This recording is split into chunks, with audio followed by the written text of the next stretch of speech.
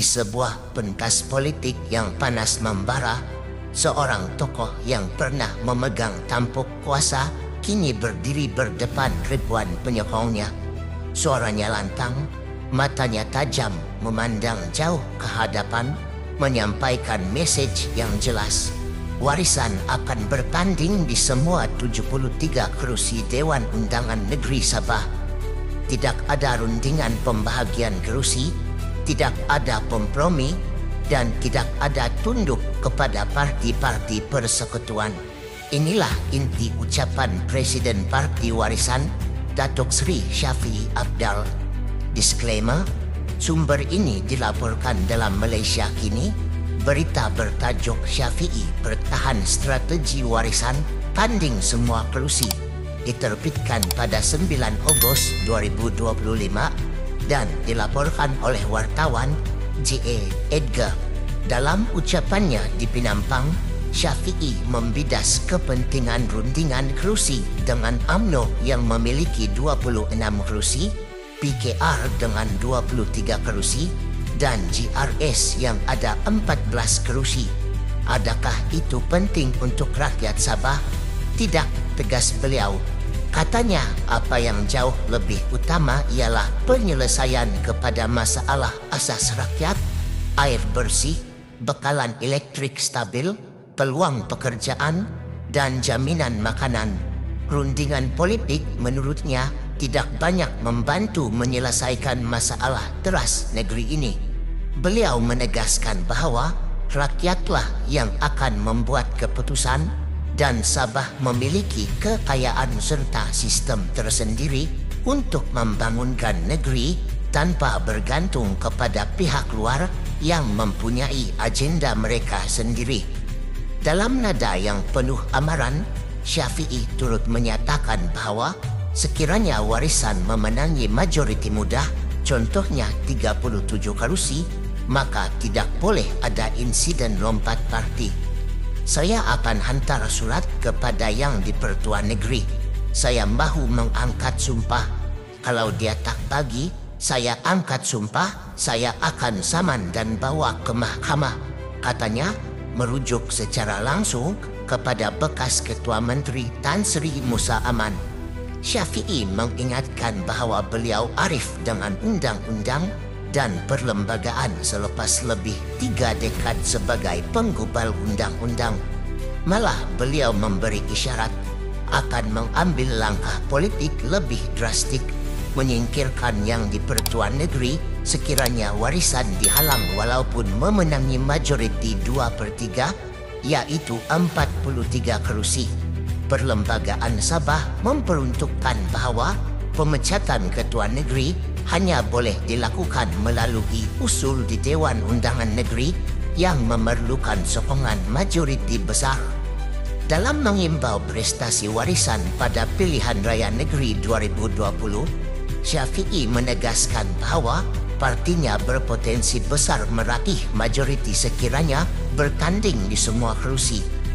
Pada PRN 2020, Warisan menang 29 kerusi walaupun menyerahkan 14 kerusi kepada APKO yang hanya menang 1 kerusi dan 7 kerusi kepada PKR yang menang 2. Kalau kita bertanding 10 kerusi lagi dan menang semuanya, saya sudah ada 39 kerusi. Itu sudah cukup untuk majoriti mudah, katanya. Shafie juga membangkitkan kebimbangannya terhadap kemungkinan situasi tergantung seperti yang pernah berlaku di Sabah pada 2018 apabila tiada gabungan menang mutlak dan rundingan berlarutan selama beberapa hari. Di peringkat persekutuan pula, Parlimen tergantung pada 2022 menyaksikan Yang di-Pertuan Agong memanggil ketua-ketua parti sebelum melantik Anwar Ibrahim sebagai Perdana Menteri.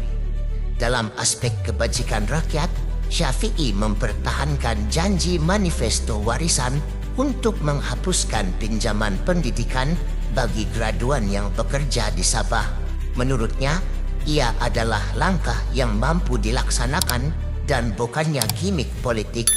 Beliau membidas pembelian kira-kira 20 SUV mewah Toyota LCS 3000 ZX di bawah armada Sabah Maju Jaya lengkap dengan nombor pendaftaran khas, sedangkan dana itu boleh digunakan untuk melangsaikan hutang pelajar Sabah.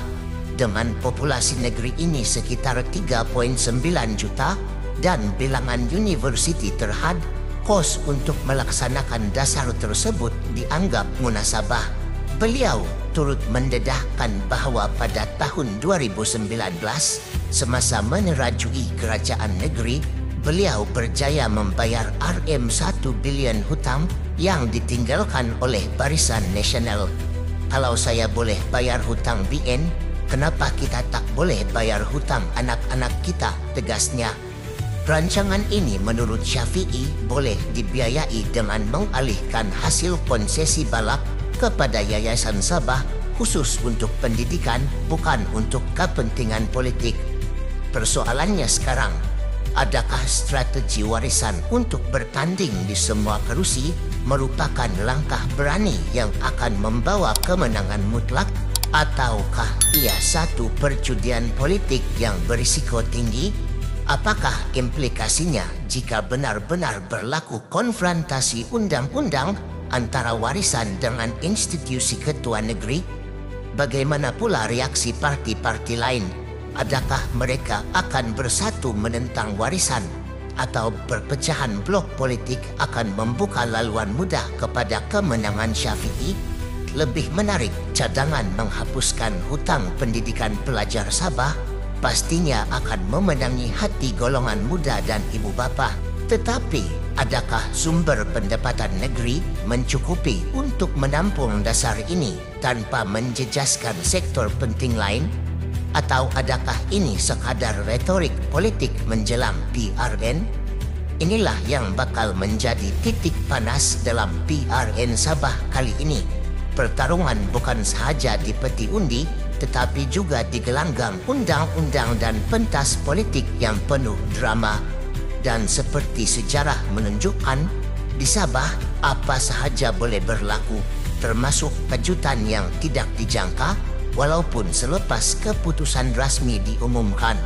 PRN Sabah semakin hampir, dan setiap kenyataan politik kini ibarat percikan api di padang kering. Sekali terkena, boleh menyala menjadi bara.